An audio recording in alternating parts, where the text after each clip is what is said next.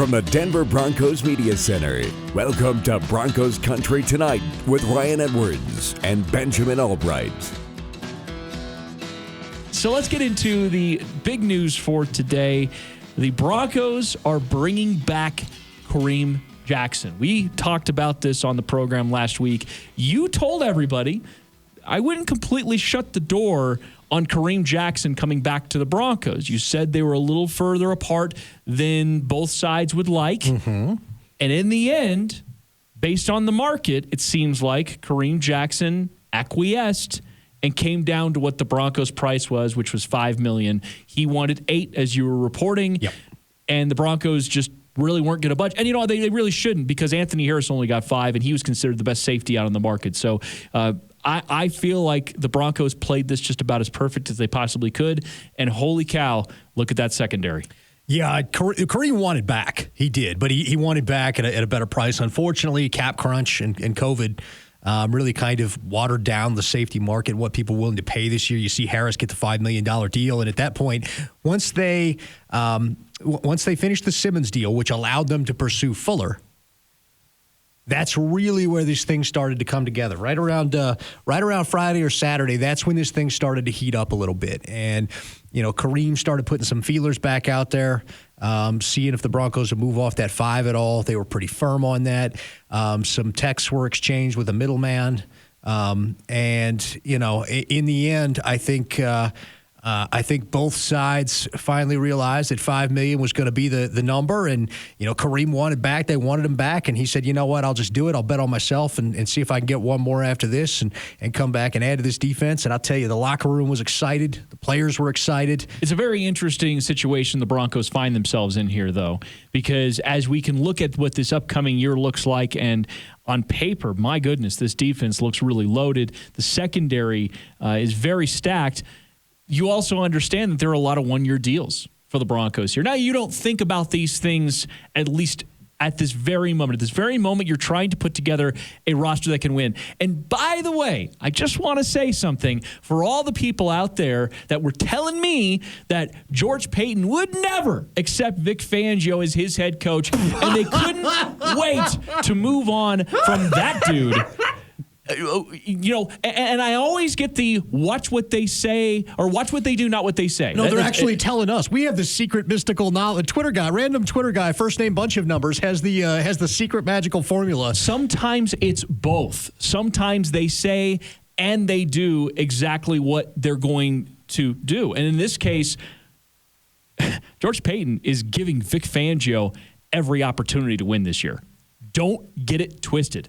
Every opportunity to win this year. George Paton is setting people up to succeed across the board, including at head coach. Just saying. You don't bring in Kyle Fuller at $9.5 million when the dude had his best season. He led the league in interceptions in 2018, was an all-pro. Mm-hmm. You don't bring that guy in unless he fits with the head coach, unless the head coach is asking for it. The head coach wants Justin Simmons. He wants Von Miller. The head coach probably had a say in Ronald Darby. Head coach probably even asked, hey, can we find a way to get Kareem Jackson back here? Vic Fangio's fingerprints are all over this thing. They are. George Paton wants to know what people need to succeed. That's kind of behind the scenes. That hasn't been talked about, but his mantra to the players, his mantra to the coaches is, what do you need to be successful, and how can I get that for you? That's really been what it is. And I'll tell you, K-Jack coming back wasn't just K-Jack's desire to be back.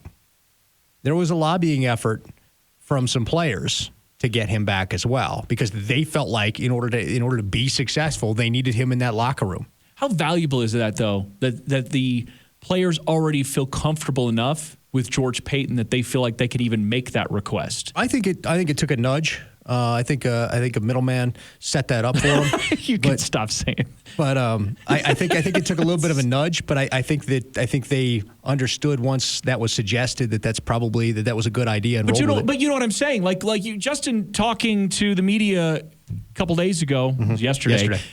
Justin talking to the media about how he knew in that very first phone call from George Paton that the expectation and that they would get something done for him to be here long term. Like, he knew that. The relationship Shelby Harris talked about with George Payton. Mm-hmm. How that's reverberating through the locker room. Mm-hmm. And the defense, they feel heard. And some people say, well, that's not really that big a deal. This is professional sports. And you just, you find a way to make it work. But in the end, when you're asking those guys, relationships are massive. They are. When you're asking guys to dig down for that extra 10%, that's where it comes from. 100%. I feel heard. You've invested in me. Okay. All right. I'll dig down and get that extra 10%. I'm not going to, it's just another play. It's just, that's where that comes from. Relationships are investing in one another and hoping those investments pay off. That's what relationships are. And, George Payton is planting the seeds right now by acquiescing to what players want. Did he overpay for Shelby just a smidge? Probably. Did he overpay for Justin just a smidge? Probably. But those seeds that he's planting will bear fruit down the line. Now you've got the locker room that believes they're going to take care of you. Mm-hmm. Now you've got guys signing contracts that feel heard and can go to that general manager and say, you know what we need? You got us Kyle, man. You know what could round this thing out? If we bring K-Jack back, he'll come back on a cheap deal. We get that veteran experience. We got all these guys here. We got all this talent now. And that's what that is. Those are what relationships are. That's how you build a successful. When people talk about culture, that's what it is. That's what culture is. Culture is the difference between writing out your contract so you can get somewhere else and cash in and being invested. It's the difference between selling out and buying in. And that's what you have here. You've got guys that are bought in a way that, they got a paycheck and they were out there playing for it before. But they're bought into the philosophy. They're bought into the ideal and the idea. And I really feel like there's something special brewing for this season. Coming up next on Broncos Country Tonight, Hall of Famer Steve Atwater joins the program. What does he think about the moves so far in free agency? We'll get to it next. Welcome back to Broncos Country Tonight with Ryan Edwards and Benjamin Allbright. Steve Atwater joining us here on Broncos Country Tonight.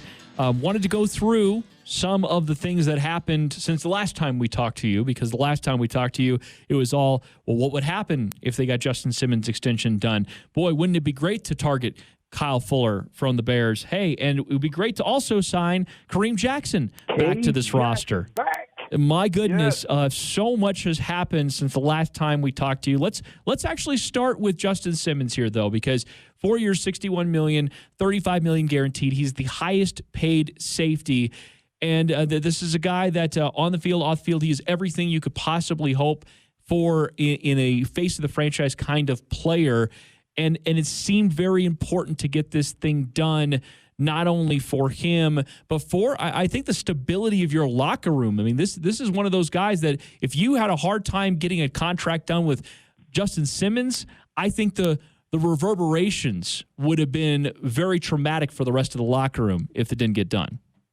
Yeah, no, I agree 100%, man, and I'm really happy for Justin and his family.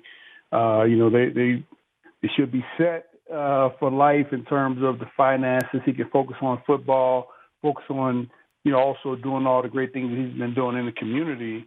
And I agree with you 100%. If this deal wouldn't have gotten done, what do the young players coming up in the organization who are doing well, what goes, in the back of their mind? What's in the back of their minds when they play well and, feel like, hey, it's contract time now? They'll probably feel like, hey, I'm probably going to be going to a different team. And who knows, they may decide to kind of not give all that effort to make sure they don't get hurt so they can be available for the next year. So I think this is a huge deal.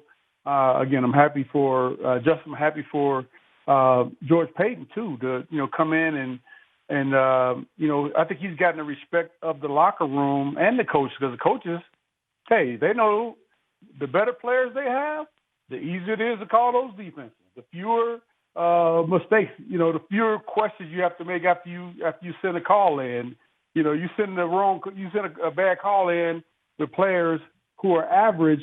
You never know what's going to happen, but you can send a bad play in when you got great players, and good things can happen. So, I think everybody wins with the Justin Simmons signing along with the rest of them, but that really sent the message to the rest of the team that, hey, man, you go out, you play hard, you leave on the field, do what you're supposed to do off the field. Hey, you have an opportunity to be a Bronco for a long time, and I couldn't be happier for the way this turned out. All right, let's get to the next one here. So Justin Simmons' deal gets done. Now we move on here to Kyle Fuller. The Chicago Bears released him over the weekend. The Broncos were able to add him on a 1-year, $9.5 million contract. I mean, this is a dude under Vic Fangio. He led the league in interceptions, PBUs. He was an all-pro. He's a 2-time Pro Bowler. My goodness, this guy is the definition of consistency and talent. And the Broncos as a secondary just got a lot better with him. Oh, I agree. And the thing that I love probably the most, I won't say the most, but it's way up there, is his availability. He's only missed 2 games in his 6-year career. And that's pretty amazing to me. He didn't play the 2016 season. So the 6 years that he played, only missed 2 games. Each of the other seasons, he's played 16 out of 16 games and started. So that's really, really great for him. A lot of double-digit interception seasons. Lowest interception output was last year with the 1 pick, but each year he's had 2 or more interceptions. And as you know, 2018 with the 7. Man, this guy he's physical. He can play man. He can play zone. And people are talking like he's an old guy. He's not an old guy. He still got some good football years left in him. And this is a great pickup, man. This is a winner. We look at this team now after the additions that George Payton is starting to make, bringing in and fixing the secondary. You look at Mike Boone coming in. He's going to be replacing a former wide receiver who plays running back, now going to be replacing Phil Lindsay back there. Where else do the Broncos need to go from here? I mean, obviously people are going to talk about quarterback that don't believe in Drew Lock, but where else on this roster do you see any glaring weaknesses? Well, I would say, QB probably going to bring in someone else to compete there, and then I would say inside linebacker. I know Alexander Johnson. He was tendered a second round. He got the second round tender, and then Josie Jewell, although he's played last year, hey, I'm not sure if he'll be the guy this next year or not. If they'll bring in somebody to compete with him, but. I think that inside linebacker position could certainly need a little bit of a boost right now, too. There were a lot of guys very excited about Kareem Jackson having the potential to come back here. The Broncos, look, they seemingly played this one right. Now, I think the question comes up of, okay, you want this guy to come in, you're paying him half of his salary. What's his mindset going to be in this situation? What do you think? No, man, K-Jack's a pro. Once he's here, I'm sure even now while he's working out. It's not like they're paying him peanuts. You know what I'm saying? I mean, $5 million, that's still a lot of money. So, he's still going to leave it on the field. I think he's still going to be the same Kareem Jackson. I know people are saying he's getting up there in age and, he's going to lose a step. I don't see it, man. He doesn't have a bulky body. He takes great care of himself. He's strong and he's well put together. I think he's going to come out and continue to play at a high level, this year and even further. He's just one of those players. It's kind of like I look at how Aeneas Williams was when he went from cornerback and then he moved to safety. And, man, he was just as good a safety as he was a cornerback, and he was He played at an extremely high level, and I think I see that same thing for KJ. Coming up next on Broncos Country Tonight, Justin Simmons spoke with the media. What does he think about the Broncos' additions to the secondary, and how can they play together as one unit? We'll get to it next.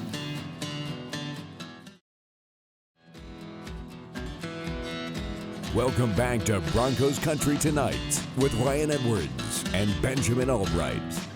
We're going to hear from Justin Simmons here in just a moment. A couple of things that he said in this press conference that I really liked. The first one, talking about the new additions to the team. And I also liked and pay attention to this, how he said, when he went back and got a chance to watch Kyle Fuller, because he went and studied Vic Fangio's scheme when he heard they were hiring Vic Fangio. And so his impressions of that and impressions of what he thinks they can do. So this was Justin Simmons on the additions that have been made in free agency to the secondary.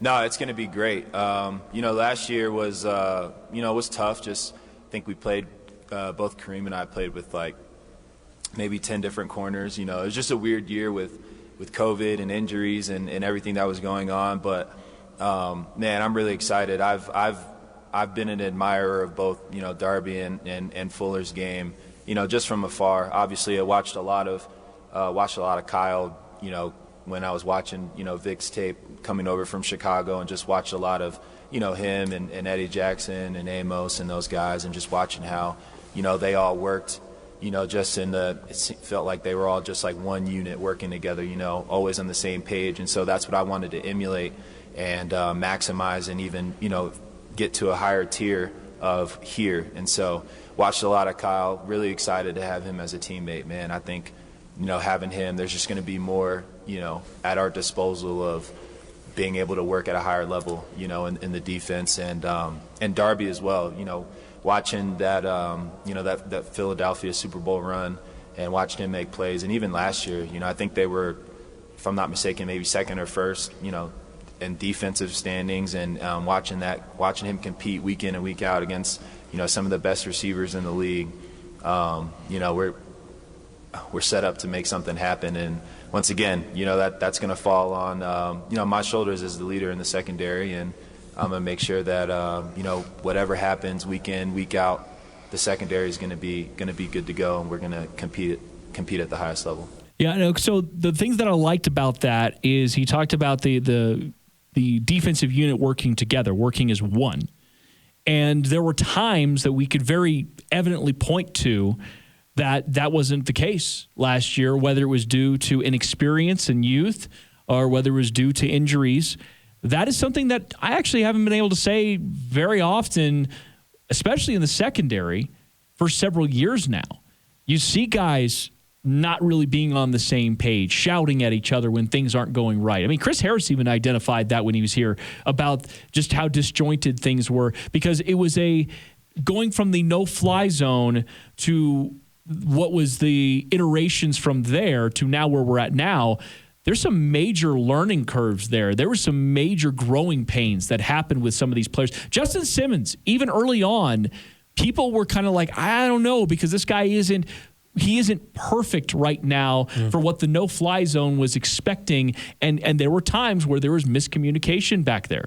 He had to grow into it. I mean, that was mentioned in the press conference, by the way. It was one of those things where, he had to grow into the player that he is. Justin Simmons didn't come out of Boston College as the player that he is now. He came out as a raw, extremely athletic and intelligent guy who had to grow into becoming a great football player, needed to put weight on to become a better tackler and be a more willing tackler. And trust his instincts, understand his assignments, and understand what his role is in that defense. And so, he became that, though, through hard work, dedication, and good coaching and personal determination, became that and has become an all-pro safety and is a master of his craft now. I think you're right. Nothing is ever seamless and perfect all the time and that kind of stuff, but the more reps that you get inside of a system or a scheme, the more you start to understand it, and the better off you all are, the better off you all. And so that's why I think having, maybe not OTAs, but having a preseason this year is going to be so valuable for these guys. Ronald Darby's a new addition. He's going to have to learn a few things. But the good news is the two safeties behind him, they got years of experience in this scheme and can help pick up the slack. It's the younger guys,